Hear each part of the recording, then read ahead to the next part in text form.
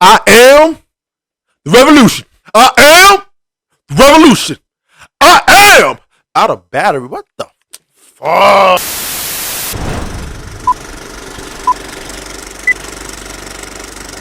Judas and the Black Messiah is written and directed by Shaka.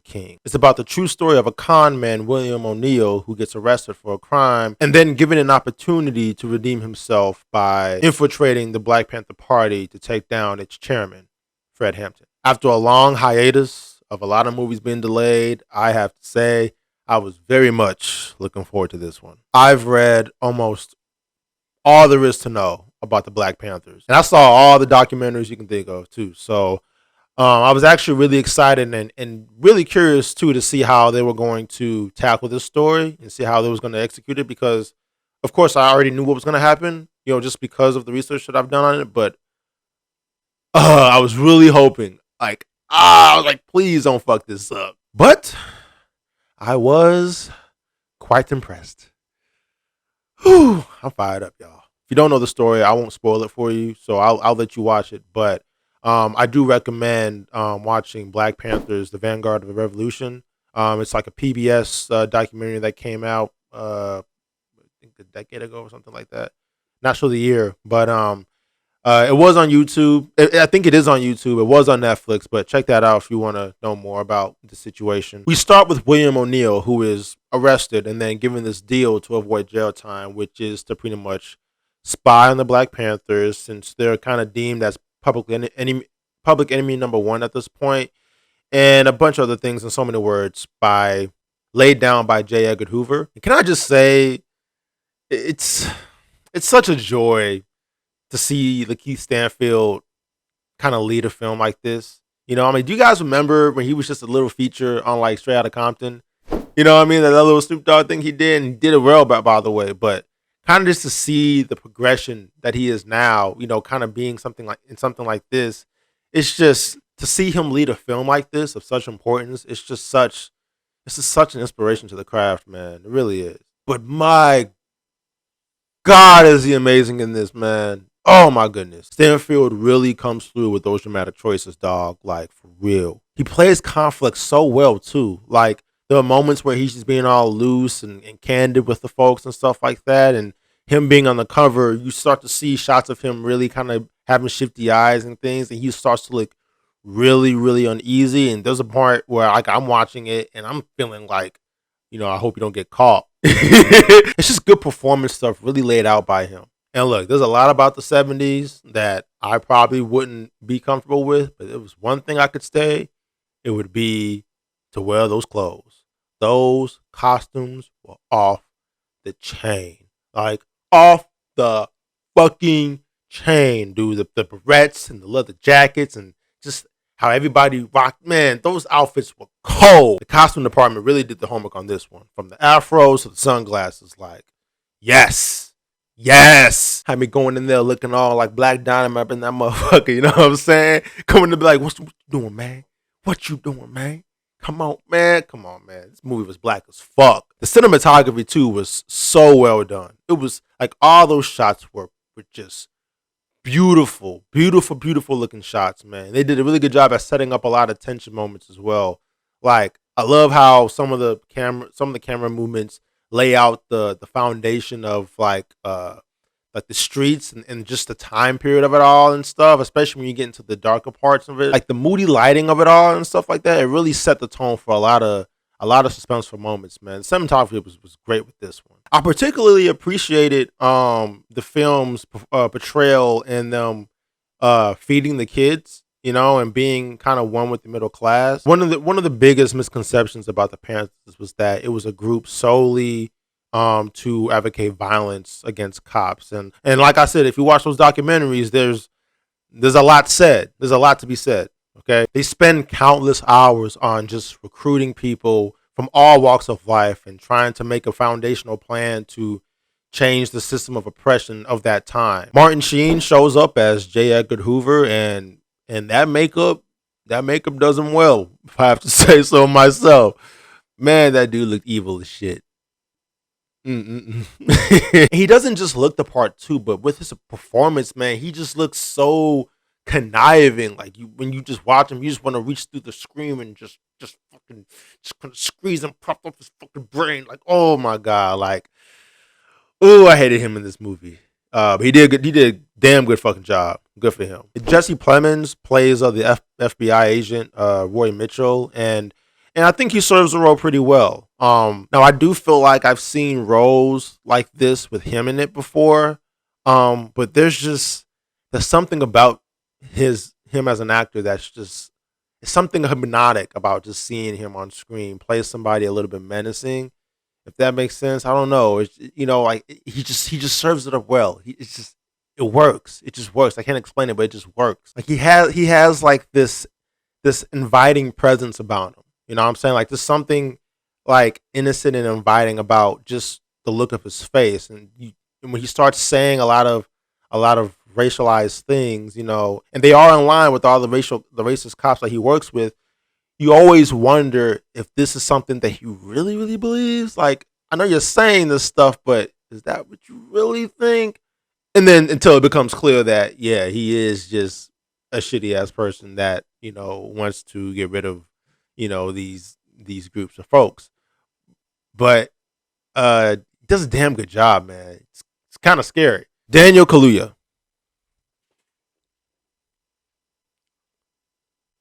I know you're British. Dog, you are invited to the barbecue every time. Every time. One hell of a performance, man. One hell of a time. One hell of a show. Man, come on, dog. You nailed that shit. You fucking nailed that shit. And like I told you, man, watch those documentaries. You're going to know what I'm talking about. But Fred Hampton was all of that. He was all of that, man. You did that motherfucking role justice. Oh, man, they better give you the Oscar. I don't give a fuck what they say. If they don't nominate you for this Oscar, man. Let me fucking. He was explosive. He was electrifying. And he was right in your face with that shit, man. I can tell he was in that role all the way through, man. Like, you can feel those words coming out of his mouth, man. You can feel that shit. Even though these words were coming from a script, I know they're coming from a script, you can tell that shit was coming from his heart, man. It did not feel scripted at all. And look, I know these are speeches, so he probably just saw the speeches from the archives or whatever and just memorized them. But man, you can tell that shit didn't come from paper, man. He probably just improv that shit. I wouldn't be surprised. But man, those speeches were on point. He did a damn good job with that shit, man. Blah fucking Bo. Now, I wish one of you motherfuckers try to come in here and say that because he's British, he's not allowed to be a role like this. Oh, I wish y'all motherfuckers would. Oh, I would. You know what? It's another video. Like, even the close-ups on his face, man, you can tell that he was so in it that his face just kept on walking out of frame. You know what I'm saying? It was kind of, I'm just like, whoa, hold on, wait. Now, close-ups are like moments where, like, paying attention to the camera is paramount. You know what I'm saying? Because, any kind of fast movements and things like that, it can really, like, either blur the camera, shake the camera, things like that. Like, they need to keep you in frame so they can capture those emotional moments in your close-up. It's what really sells the performance of the actor. And when you're just watching Kaluuya just, pretty much go right in with like his speeches or just him with anything, he cannot stand still. He just keeps on moving around and stuff like that. And it's like to a point where because his speech and his performance and his portrayal is so powerful, you don't even care. You know what I'm saying? In some cases I would, but in this case I don't, because everything he's saying is just so, like, his heart and soul is into this moment, man. You just can't help but be just enthralled in all of this, man. Like, jeez, my shit was on fire. Woo! It was almost as if I was watching the documentary.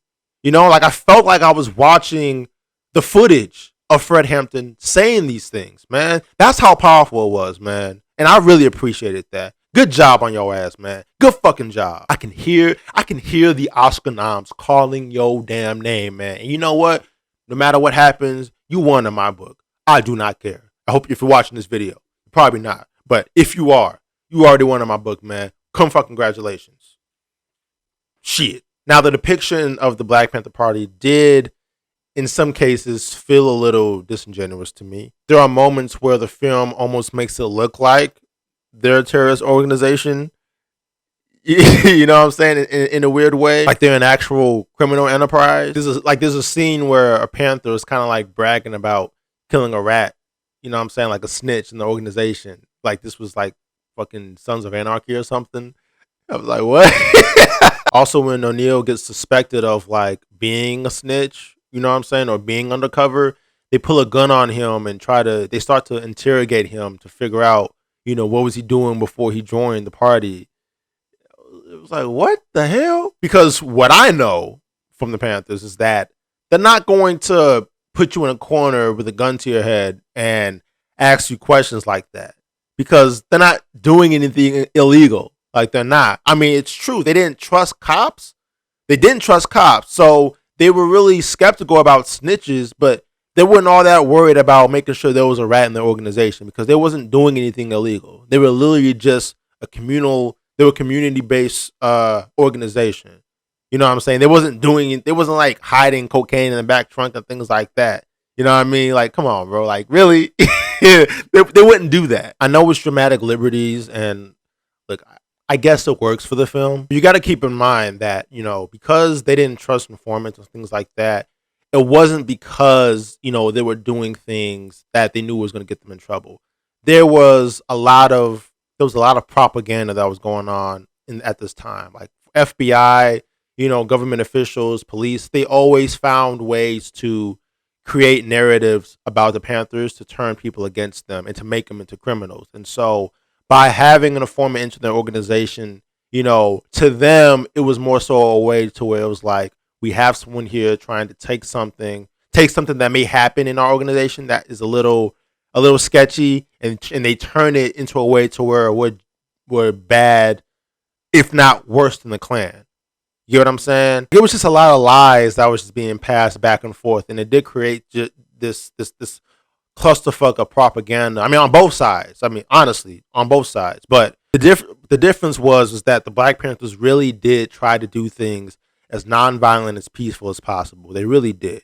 They weren't afraid to get their hands dirty if things kind of had to, you know, if things had to go there. But their goal was to make sure things were cool, content, and they got things done in a nonviolent way. And I feel like at some parts the film they sensationalized like those bits in a way, and it felt like I was watching a crime series on FX.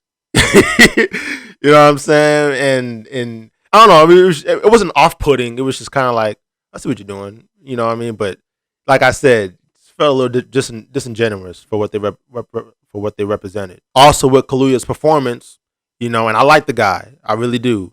But some bits in there were a bit inaudible. You know what I'm saying? Like, he had like this mumbling thing going on where I couldn't understand what he was saying.